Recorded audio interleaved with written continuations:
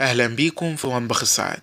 النهاردة عندنا طريقة جميلة لعمل كرات البطاطس باللحمة والجبنة.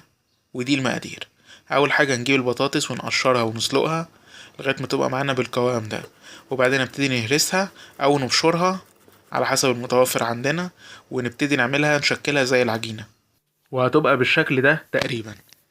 ودي البهارات بتاعتنا، ودي اللحمة المفرومة المعصجة.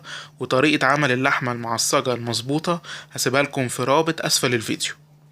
والبيض هنرش عليه رشة خفيفة ملح وفلفل. والبيض هنقسمه اتنين، بيضتين في البطاطس وبيضتين في الطبقة الخارجية. أول حاجة هنجيب البطاطس بتاعتنا ونحط عليها التوابل ونبتدي نعجنهم كويس مع البقسماط والبيض لغاية ما تبقى معانا عجينة متماسكة. وبعد كده نبتدي نعملهم كور ونكون مفرغينهم من النص، يعني نص كورة تقريبا بالشكل ده.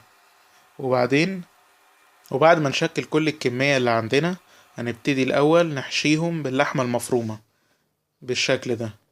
وبعدين هنحط عليهم جبنة موتزاريلا أو ممكن أي نوع جبنة تاني زي ما كل واحد فينا يحب. وبعدين هنقفل الكورة بالشكل ده. وما ننساش ان الصينية اللي هنحط فيها تكون مدهونة بالزيت خفيف.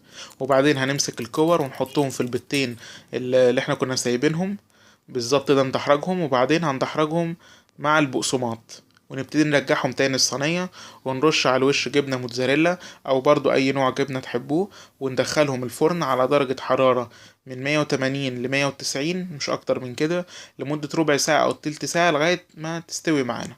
وفي النهاية ده شكلها وهي بتكون صحية جدا وطعمها جميل جدا. أتمنى حضراتكم تجربوها.